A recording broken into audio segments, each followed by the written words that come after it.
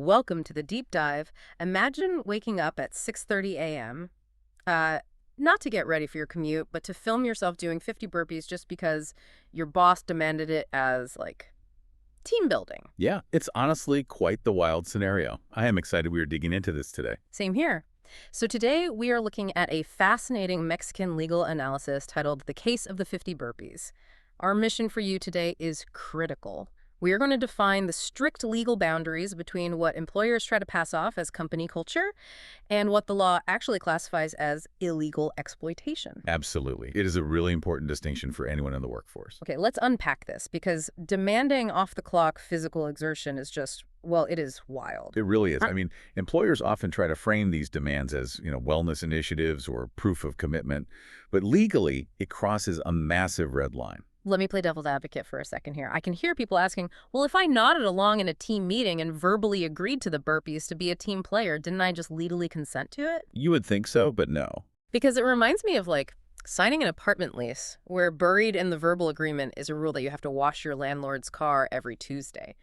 Just because you said okay to get the apartment, does that actually make it a legally binding obligation? Not at all. And this hits on the principle of irrenunciability. That is Article 5 of the Mexican labor law.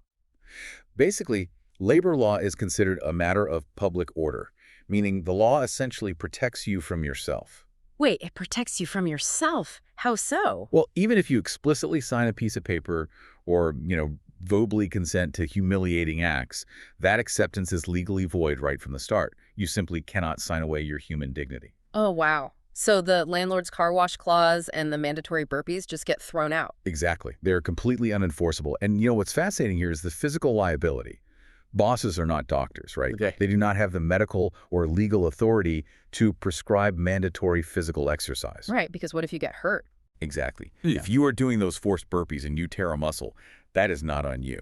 Legally, that is a workplace accident, and the company is now fully liable for your injury because they ordered the action. Man, that is a huge risk. But the physical injury is really only half the violation here, right? I mean, the other half is the clock. Yeah, absolutely. By demanding this video at 6:30 a.m. before a shift even starts, they are breaching Article 58, which protects your off-the-clock privacy.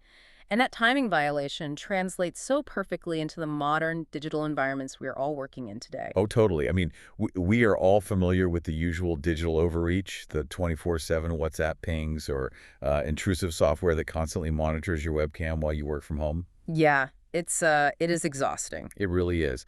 But the text frames these not just as annoyances of hustle culture, but as clear legal violations. It even highlights humiliation rituals, like being forced to sing the company anthem or enduring group dynamics that ridicule people in front of their peers. So rather than just viewing it as bad management, the law recognizes forcing a grown adult to sing an anthem as an actual, workplace hazard. Yes, exactly. And this triggers NOM 035. It is not just a set of HR guidelines. It is a mandatory Mexican safety standard specifically designed to prevent severe psychosocial risks and toxic environments. Oh, so it has actual teeth. Oh, yeah. It means the government can actually audit and fine companies for creating those environments. Imposing mandatory physical challenges or extreme digital surveillance are actionable violations of that safety standard. So what does this all mean? Like, if you are listening to this and realizing your boss is crossing these lines, what actionable power do you actually have against a toxic employer? Well, the law gives you a massive shield here.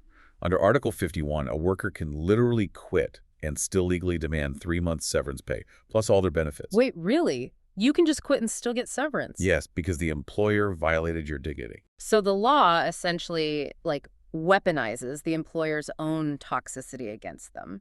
You can walk away with full benefits because they broke the contract of dignity. Exactly. They fundamentally subjected you to mistreatment. Yeah. And, you do not have to navigate that exit alone. The text highlights Profit. Oh, right. Are they just like a helpline? No, rather than just being a helpline, it is a government resource equipped to provide free, binding mediation. They step in to enforce these boundaries and stop the practices before you ever have to set foot in a trial. That is such a good resource to have in your back pocket. Definitely. Yeah. If we connect this to the bigger picture, the core rule here is absolute. An employer only controls your workforce during scheduled hours. They never, under any circumstances, control your body, your privacy, or your dignity. That is a powerful boundary to keep in mind. Which leaves you with one final thought to ponder today. If current laws protect our physical time, like those off-the-clock burpees, and our digital privacy from toxic bosses, how will future labor laws address the purely cognitive invasion? I mean, the mental exhaustion of simply anticipating an unreasonable demand while you are sitting on your couch trying to rest? Because if physical and digital boundaries are clearly defined, the psychological boundary of anticipating that next ping might just be the final frontier of labor law.